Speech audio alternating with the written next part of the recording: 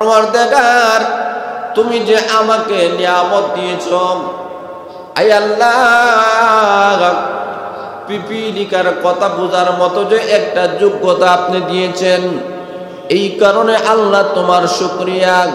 কারণ পিপিলিকার কথাগুলা ভাষাগুলা দুনিয়ার কেউ বুঝে না, বুঝতে পারবে না, কিন্তু সুলাইমান নবীকে মহান আল্লাহ এমন যোগ্যতা দান করেছিলেন। এই কারণে উনি বলেন, আমাকে যে নিয়ামত দেওয়া হলো, এই নিয়ামতের শুকরিয়া আদায় করি। 2 নম্বর হলো, শুধুমাত্র আমাকে নয়, আমার বাবাকে, আমার বাবার নাম হলো দাউদ আলাইহিস সালাতু ওয়াস সালাম, দাউদ আলাইহিস সালাতু ওয়াস সালামকে যে আল্লাহ নিয়ামত দিয়েছেন, এইগুলা নিয়ামতের শুকরিয়া আদায় করে।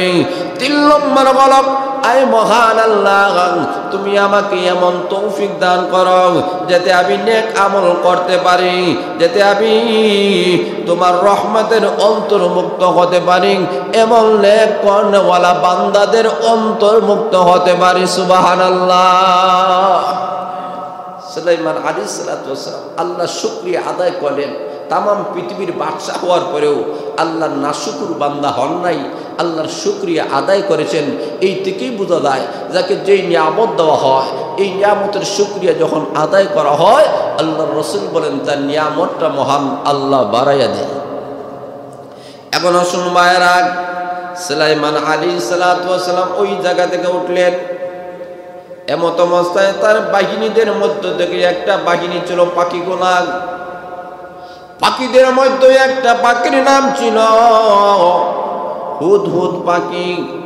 সুলাইমান আলাইহিস সালাতু ওয়াস সালাম বলেন, রে আমার বাহিনীর লোকেরা, আমার হুদহুদ পাখি কই? হুদহুদ পাখি দেখো দেখা যায় না, ওটা কই গেছে? উনি বললেন, কই গেছে? আমাকে সংবাদ দাও। হুদহুদ পাখি আমি নবীকে না বলে কেন চলে গেল? এই কারণে সে যদি নির্দিষ্ট কোনো কারণ দর্শায়, আমি তাকে কোনো শাস্তি দিব না। নির্দিষ্ট যদি কোনো কারণ না দর্শায়, অবশ্যই অবশ্যই আমি তাকে এমন শাস্তি দিব, ভয়ঙ্কর শাস্তি আমি তাকে দিব। সুলাইমান আলাইহিস সালাতু ওয়াস সালাম বলেন, হুদহুদ পাখি কই? জোরে বলেন সুবহানাল্লাহ। এর মানে হলো, সুলাইমান আলাইহিস সালাতু ওয়াস সালামের কাছে পাখিদের মধ্য থেকে সবচেয়ে লিডার পাখি ছিল হুদহুদ পাখি। উনি দেখেন ওই পাখিটা ওনার কাছে নাই। কিছুক্ষণের ভিতরে ওই পাখিটা ওনার কাছে আসলো। আসার পরে ডাক দিয়ে বলেন, তুমি আমার কাছ থেকে অনুমতি না নিয়ে কই গিয়েছিলে? কারণ দর্শাও। যদি যুক্তিসঙ্গত কোনো কারণ থাকে তাহলে তো তোমাকে মাফ করা হবে, আর নতুবা তোমাকে এমন শাস্তি দিব, শাস্তি কারে কয়? এখন সুলাইমান আলাইহিস সালাতু ওয়াস সালাম এই কথা যখন বলেছেন, আল্লাহ রাব্বুল আলামিন এই কথাটা কোরআনে তুলে ধরেছেন। জোরে বলেন সুবহানাল্লাহ। আল্লাহ বলেন, ওয়াতাফাক্কাদা আত-তায়রা ফাকালা মা লিয়া লা আরাল হুদহুদ আম কানা মিনাল গায়িবিন।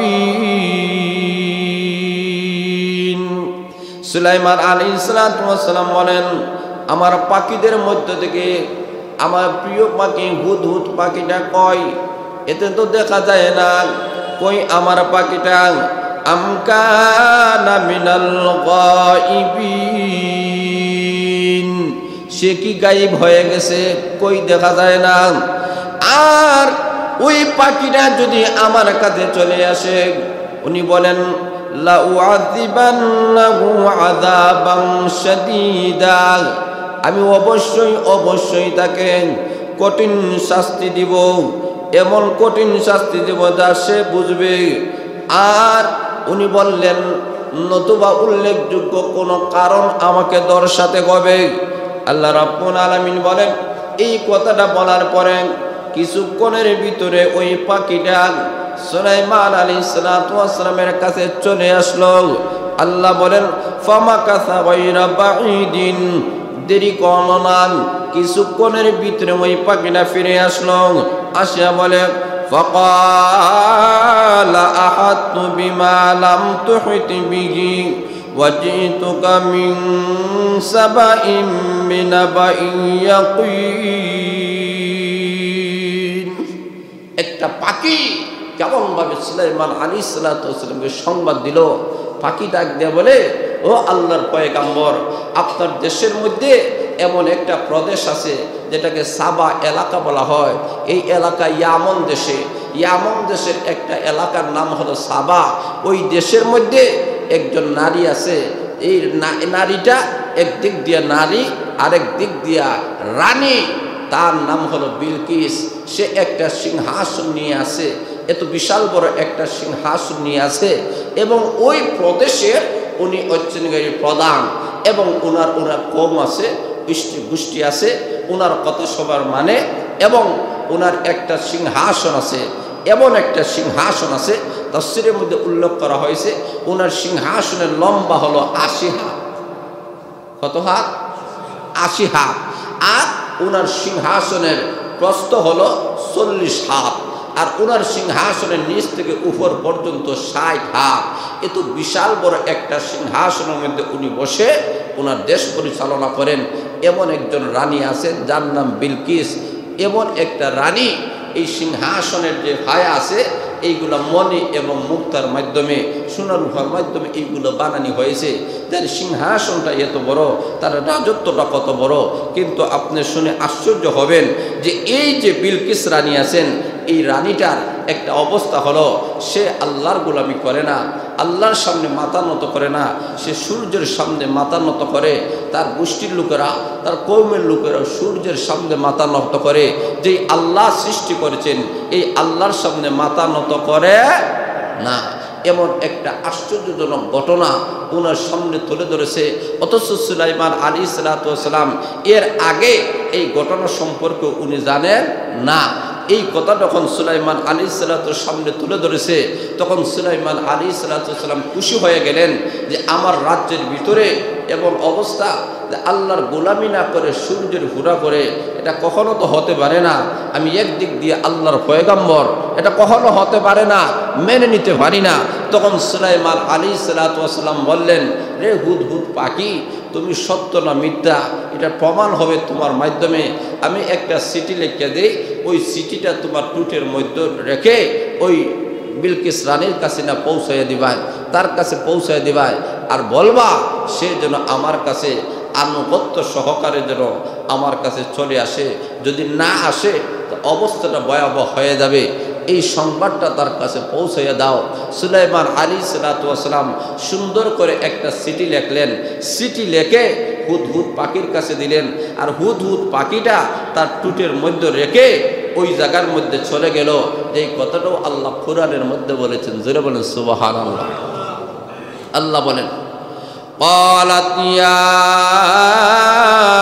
أيها الملأ إني ألقي إلي كتاب كريم।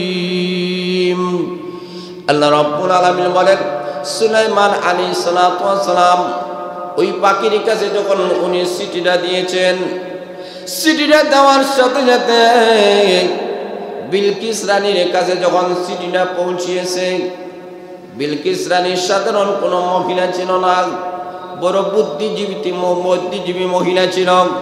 বিলকিস রানী বলে, রে আমার লোকেরা, আমার গোষ্ঠীর মানুষেরা, তোমরা শুনে নাও, আমার কাছে এমন একটা চিঠি এসেছে।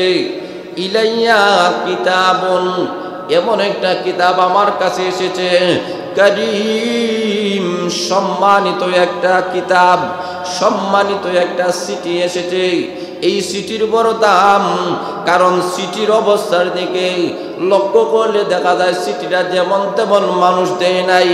আমার মনে হয় এই চিঠিটা তিনি দিয়েছেন উনি আমার থেকে আরো বড় হবে। জোরে বলেন সুবহানাল্লাহ। উনি বলেন, শুনে নাও, এই চিঠির মধ্যে লেখা হয়েছে যিনি পাঠাইছেন ওনার নামটাও আছে। কি ওনার নাম?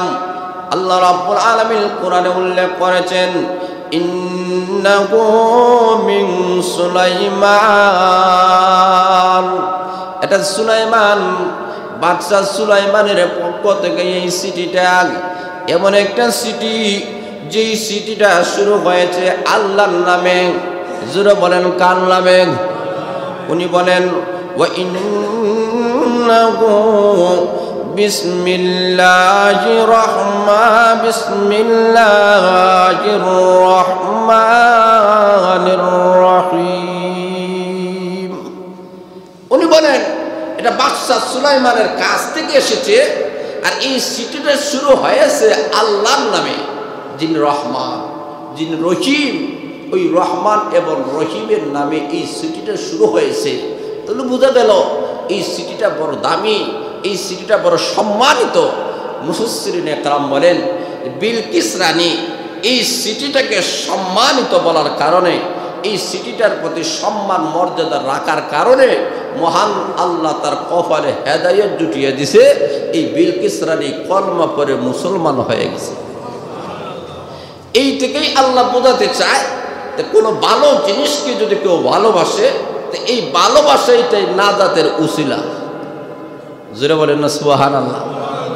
যেমন লক্ষ্য করে দেখেন, ছোট থাকা অবস্থায় মূসা আলাইহিস সালাতু ওয়াস সালাম শিশু বাচ্চা ছিল, এমত অবস্থায় যখন মহিলারা ওনাকে নদী থেকে তুলে আনলো, তখন আসিয়া আলাইহিস সালাতু ওয়াস সালাম উনি ডাক দেওয়া বলেন এই বাচ্চাটাকে দেখে আমার বড় ভালো লাগছে, মহব্বত লেগেছে।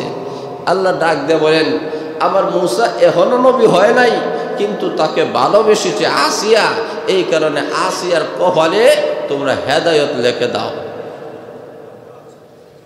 কথা বলেন না সুবহানাল্লাহ।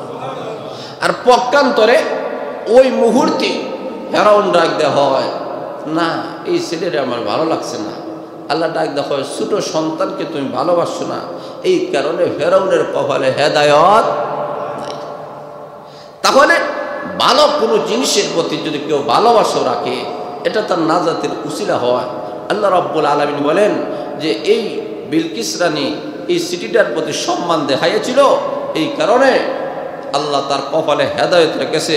কি লিখেছেন উনি বলেন আল্লাহ তাআলু আলাইয়া ওয়া আতুনি মুসলিমিন। উনি এই সিটির মধ্যে লিখেছেন ও বিলকিস রানী, আমার এই সিটিটা পাওয়ার সাথে সাথে তুমি নাফরমানি করবা না, তুমি আত্মসমর্পণ করবা আমার কাছে, সারেন্ডার হয়ে যাও। আমার কাছে যদি তুমি আত্মসমর্পণ করো তাহলে তোমার ভালো হবে, কল্যাণ হবে। সীমা লঙ্ঘন করিও না, কারণ সীমা লঙ্ঘন করলে আমার সাথে কখনো তুমি পারবা না। এমন কথা যখন লিখেছে, বিলকিস রানী কওমের লোকদেরকে নিয়ে পরামর্শের মধ্যে বসিয়া বলে এমন একটা সিটি আমাদের কাছে এসেছে, আফতুনি ফি আমরি, এই ব্যাপারে তোমরা একটা পরামর্শ দাও, আমি কি করব। এমনি লক্ষ্য করে দেখেন তাদের মধ্য থেকে মন্ত্রী পরিষদের লোকেরা কেউ বলেন আপনি ঘাবড়াবেন না, আপনি চিন্তা করবেন না, আমরা বড় শক্তিশালী, আমাদের শক্তি আছে, কোনো অসুবিধা নাই, প্রয়োজন শুধু আমরা যুদ্ধ করব, কোনো অসুবিধা নাই, আপনি ঘাবড়াবেন না। কিন্তু বিলকিস রানী বলেন এখানে যুদ্ধের বিষয় নয়, এখানে মীমাংসার বিষয়। যিনি পাঠাইয়াছেন উনি বড় সম্মানিত মানুষ, উনি বড় দামি মানুষ এবং ওনার বড় ক্ষমতা আছেন, তাহলে ওনার সাথে যুদ্ধ করার দরকার নাই, বরং আমি ওনাকে একটা পরীক্ষা করতে চাই। উনি বলেন পরীক্ষা করব। কি পরীক্ষা? আমি দেখতে চাই উনি দুনিয়াদার না আল্লাহওয়ালা। পরীক্ষা করতে চাই দুনিয়াদার না আল্লাহওয়ালা। কিভাবে পরীক্ষা হবে? কিছু হাদিয়া তুফা দাও। তখন স্বর্ণের একটা লাঠি দেয়া কিছু লোককে ফাটাইয়া দিছে সুলাইমান আলাইহিস সালাতু ওয়াস সালামের কাছে। উদ্দেশ্য হলো এই হাদিয়া তুফা ভাইয়া উনি নীরব থাকে। তখন এইভাবে পাঠাইয়া দেওয়া হয়েছে। আল্লাহ রাব্বুল আলামিন জিবরাইল আলাইহিস সালাতু ওয়াস সালামকে পাঠাইয়া সুলাইমান আলাইহিস সালাতু ওয়াস সালামকে জানাইয়া দিয়েছে আপনার কাছে ওরা হাদিয়া তুফা নিয়ে আসতেছে, এখন আপনি যা করার করেন কৌশল। উনি বলেন আমার কাছে সোনার হাদিয়া দেয়। এমনি জিন জাতিকে অর্ডার করছেন যে ওরা যে রাস্তা দিয়ে আসতেছে ওই রাস্তার মধ্যে সোনার রাস্তা বানাইয়া দাও। সোনার গালিচা বিছাইয়া দাও। তারা যখন হাদিয়া নিয়ে আসতেছে আর তাকায় দেখে রাস্তা স্বর্ণের হয়ে গেছে, সোনার গালিচা। এখন তারা আশ্চর্যান্বিত হয়ে গেল, আমরা যে হাদিয়া তুফা নিয়ে আইছি এইগুলো তো সুলাইমান ওই বাদশার কাছে তো কিছুই নাই, হতে পারে না, সবগুলো বেগের ভিতরে ঢুকাইছে। কারণ লজ্জায় মরে, জোরে বলে ঠিক না বেঠি? এমন জিনিস এত বড় মানুষের কাছে গিয়ে আমরা কিভাবে পৌঁছাবো? এটা হতে পারে না। এখন এমত অবস্থায় ওনার কাছে যখন আসলো, ওই দিক দিয়া সুলাইমান আলাইহিসসালাতু ওয়াস সালাম আল্লাহর পয়গাম্বর তার মজলিসের মধ্যে বসে ঘোষণা করলেন, এই মজলিসের মধ্যে জিন জাতিরা, মানুষ আছে, হাকিম আছে। সুলাইমান আলাইহিসসালাতু ওয়াস সালাম বলেন যে তোমাদের মধ্যে এমন কে আছে যে বিলকিস রানী তো এখন আমার কাছে আসবে, সংবাদ চলে এসেছে আমার কাছে আসবে, তবে সে আসার আগে তার যে সিংহাসনটা আছে ওই সিংহাসনটা আমার কাছে পৌঁছায় দিবা, এমন কে আসো? তখন তাদের মধ্য থেকে, মজলিসের মধ্য থেকে একটা জিন জাতি যার নাম ইফরিত, সে দাঁড়াইয়া ডাক দেয়, বলে ও আল্লাহর পয়গম্বর, আপনি যেই জায়গায় বসা আছেন ওই বসা থেকে দাঁড়াতে দেরি হবে, ওই সিংহাসনটা আপনার কাছে হাজির করতে 1 সেকেন্ডও দেরি হবে না। কত বড় পাওয়ারের মালিক! ডাক দেওয়া হয় এইরকম আমার পাওয়ার আছে, আপনি শুধু অর্ডার করেন। ইফরিত ডাক দেয়া বলে, আল্লাহ কোরআনের মধ্যে বলেছেন, قال إفريت من الجن أنا آتيك به قبل أن تقوم من مقامك وإني عليه لقوي أمين। ইফরিত ডাক দিয়ে বলে, আল্লাহর পয়গম্বর, আপনি শুধুমাত্র হুকুম করেন, আপনি যে জায়গায় বসে আছেন ওই জায়গা থেকে দাঁড়ানোর আগে আগে ওই 80 হাত লম্বা সিংহাসন, 40 হাত প্রশস্ত, নিচ থেকে উপর উঁচু, গলতি 7, এত বিশাল বড় একটা সিংহাসন আপনার সামনে হাজির করে দিব। আপনি শুধু পারমিশন দেন, কোনো অসুবিধা নাই। কেন জানেননি? ওয়া ইন্নী আলাইহি লাকাওয়িয়ুন, আমার বেলায় আপনি কখনো ঘাবড়াবেন না, আমি শক্তিশালী আছি, কোনো অসুবিধা নাই, আপনি শুধুমাত্র হুকুম করেন। এমনি সুলাইমান আলাইহিসসালাতু ওয়াস সালাম বলেন, না হবে না। আবার ঘোষণা দিলেন, এই মজলিসের মধ্যে এমন কে আছো যে এই সিংহাসনটা আরো একটু আগে এগে এনে আমাকে দিতে পারবাই? এমনি মজলিস থেকে একজন আলিম, যিনি কোরআনের আলিম, যিনি হক্কানি রব্বানি আলিম, উনি দাঁড়াইয়া বলেন, ওগো আল্লাহর পয়গম্বর, আপনি ঘাবড়াবেন না, আপনি শুধুমাত্র আমাকে পারমিশন দেন, আপনার চোখের পলকের সাথে সাথে সিংহাসনটি আপনার সামনে হাজির করে দিব। জিন জাতির চাইতে মানুষের ক্ষমতা কম না বেশি? কথা বলেন, কম না বেশি? এই কথাটাই বুঝাইতে চাই যে জিনের চাইতে মানুষের ক্ষমতা বেশি। উনি হয় চোখের ফলকের সাথে সাথে, চোখের ফলক মারতে 1 ঘন্টা সময় লাগে, কথা বলেন না, মুহূর্তের ভিতরে আপনার সামনে হাজির করে দিব। সে ডাক দেয়া বলেন, আল্লাহ তার কতটাও কোরআনে বলেছেন, সুবহানাল্লাহ। আল্লাহ বলেন, قال الذي عنده علم من الكتاب أنا آتيك به قبل أن يرتد إليك طرفك فلما رآه مستقرا عنده قال هذا من فضل ربي। এই মজলিস থেকে একজন আলিম লাগবে, বলে, ও আল্লাহর পয়গম্বর, আপনি শুধুমাত্র পারমিশন দেন, আমি এই সিংহাসন চোখের পলকের মাধ্যমে আপনার সামনে হাজির করে দিব।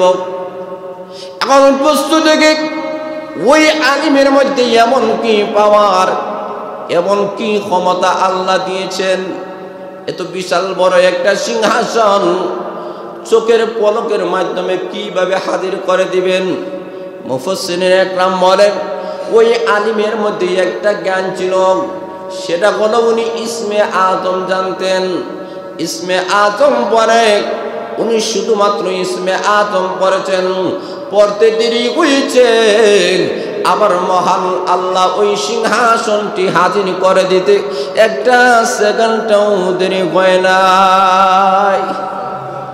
ইসমে আজম এত বড় গুরুত্বপূর্ণ ইসমে আজম।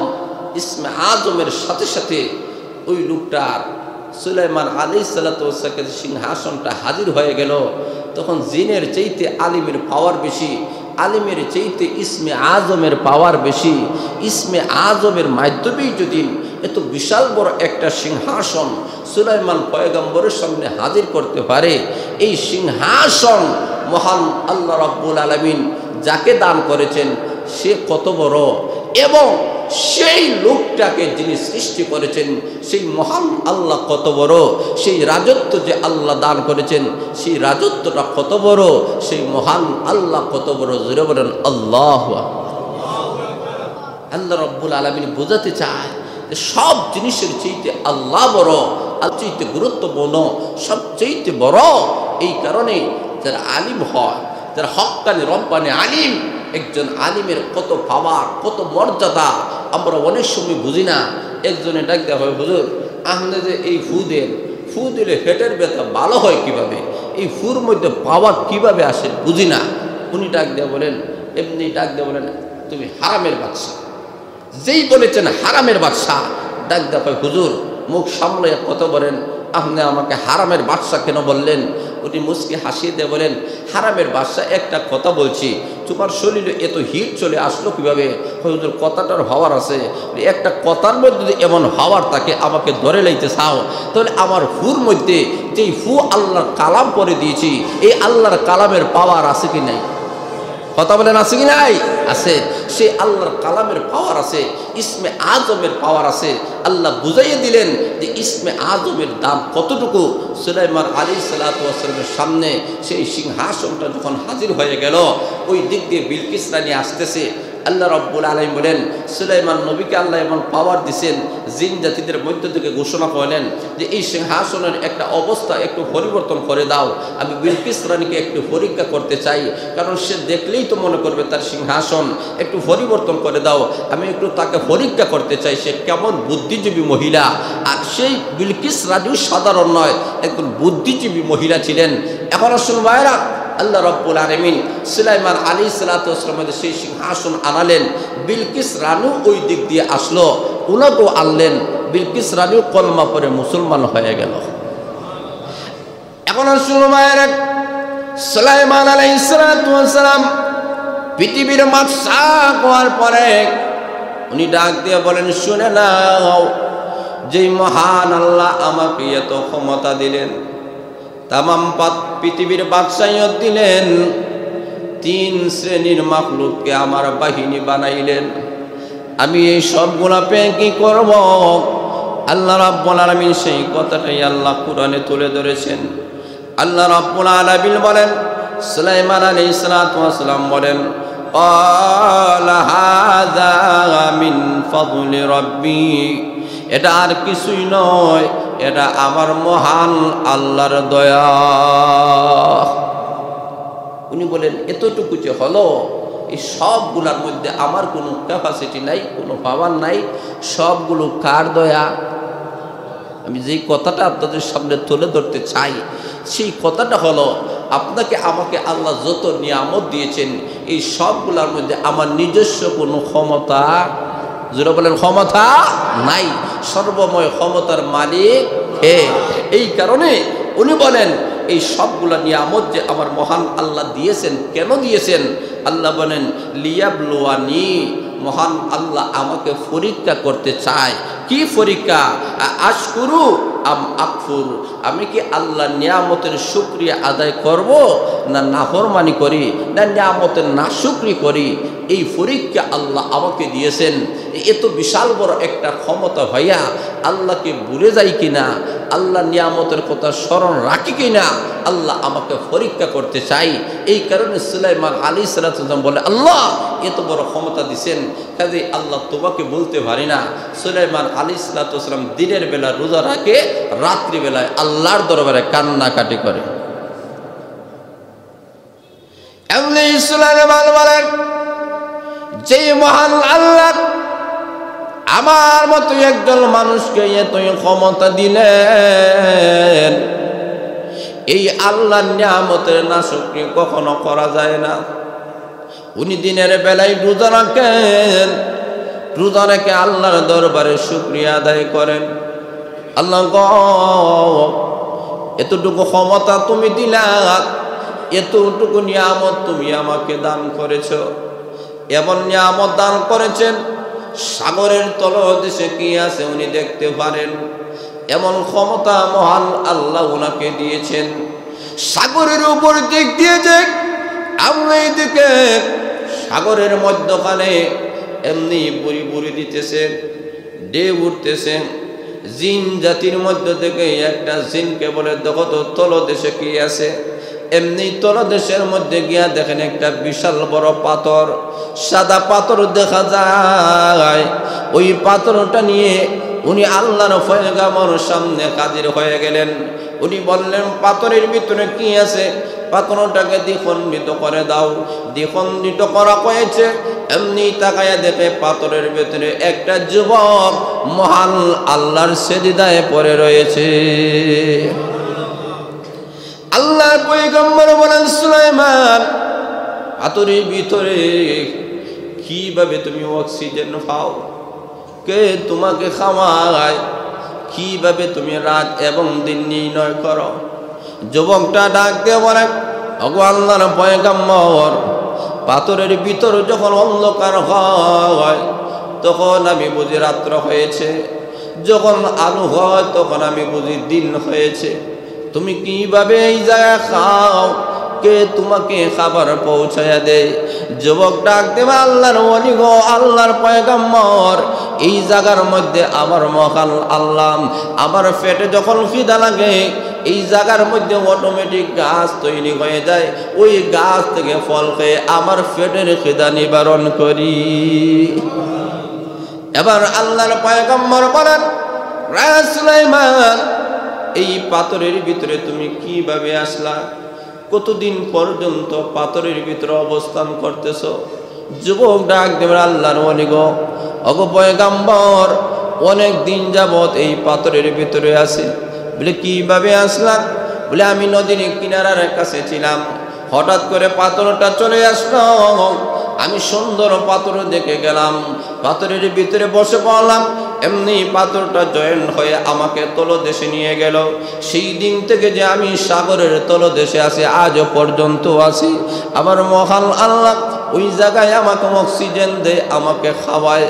আমি খুব ভালো আছি, কোনো অসুবিধা নাই। আমি আল্লাহর দরবারে সিজদা করি।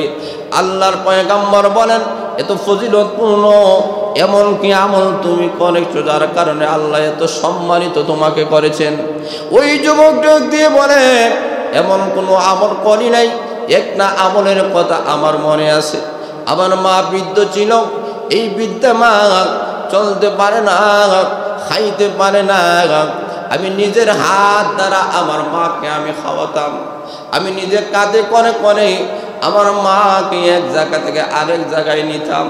আমার মাকে কোনোদিন কষ্ট দেই নাই, কোনোদিন আমার মাকে আমি আঘাত করি নাই, কোনোদিন আমার মার কোনো স্বপ্ন চাই না ও কোনো আমি রাখি নাই। সব সময় আমার মার খেদমত আমি করতাম। ইন্তেকালের পূর্ব মুহূর্তে আমার মা মহান আল্লাহর কাছে দোয়া করেছে, প্রভু গো, যেই সন্তান আমার জন্য এতটুকু করেছে, এমন সন্তান লাগে আল্লাহ তুমি জমিনে রাখিও না, আকাশেও তুলে নিও না। এমন একটা জায়গার মধ্যে রেখে আমার সন্তান লাগে তুমি রিজেকের ফয়সালা করে দিও। ও আল্লাহর পয়গম্বর, ওই দিন আমার মা যেই দোয়াটা করেছিল, কিছুদিনের ভিতরে আমার মা দুনিয়া থেকে চলে গেল। আমার মা দুনিয়াতে নাই। আমি কষ্ট করে অসহায় অবস্থায় রাস্তার মধ্যে ঘোরাঘুরি করি। ওই নিদান নদীর কিনারার কাছ দিয়ে আমি চলি। হঠাৎ করে ওই পাথরটা আসলো। আমি পাথর সুন্দর দেখে, এত সুন্দর দবদবে সাদা পাথর দেখে আমি পাথরের ভিতরে চলে গেলাম। এমনি পাথরটা অটোমেটিক জয়েন্ট হয়ে গেল। এই যে আমাকে নিয়ে গেলাম, আমার কোনো অসুবিধা হয় না, আমার কোনো কষ্ট হয় না। ওগো আল্লাহর পয়গম্বর, আমার মনে হয় আমার মা আমার জন্য যে দোয়া করেছিল, ওই দোয়ার বদৌলতে আমার মহান আল্লাহ এমনভাবে রিজেকের ফয়সালা করে দিয়েছে। আল্লাহর পয়গম্বর সুলাইমান আলাইহিসসালাতু ওয়াসসালাম বলেন, জিন্নে আবার পাথরটা জয়েন করে দাও। জয়েন করা হলো, আবার এই পাথরটা তার জায়গার মধ্যে চলে গেল। আল্লাহ রাব্বুল আলামিন বলেন যে মার দোয়াটা কতটুকু গুরুত্বপূর্ণ। আল্লাহ রসুল বলেন 3টা দোয়া আল্লাহর কাছে ডাইরেক্ট কবুল মঞ্জুর হয়ে যায়। এর মধ্যে একটা হলো মা বাবার দোয়া। মা বাবা যদি সন্তানের জন্য হাত তুলে দোয়া করে, আল্লাহ বলে ডাইরেক্ট কবুল হয়ে যায়, সুবহানাল্লাহ। 2 নম্বর হলো মুসাফিরের দোয়া। মুসাফির যদি আল্লাহর কাছে দোয়া করে, তার দোয়াটাও আল্লাহর কাছে কবুল হয়ে যায়। 3 নম্বর হলো মজলুমের দোয়া। মজলুম যদি আল্লাহর কাছে দোয়া করে, এই দোয়াটাও আল্লাহর কাছে কবুল হয়ে যায়। সুলাইমান আলাইহিসসালাতু ওয়াসসালাম বলেন যে এত বড় একটা নিয়ামত যে আল্লাহ আমাকে দিয়েছিলেন, যে জিন জাতির মাধ্যমে আমি এই কাজটা করতে পারি। শুধু তাই নয়, আল্লাহ বলেন সুলাইমান আলাইহিসসালাতু ওয়াসসালামের মাধ্যমে মহান আল্লাহ বাইতুল মুকাদ্দিস জিন জাতির মাধ্যমে আল্লাহ তৈরি করেছিলেন। আল্লাহ বলেন যা বলতেন তাই জিন জাতিরা পালন করত। এমন ক্ষমতা, কিছুক্ষণ কোনো কাজ দিলে জিন জাতিরা এমন যা বলা হয় সব তাড়াতাড়ি করা হয়। জিন জাতিরা বারবার আসিয়া বলে আল্লাহর পয়গম্বর শুধু হুকুম করেন, করতে দেরি হবে, পালন করতে দেরি হবে না।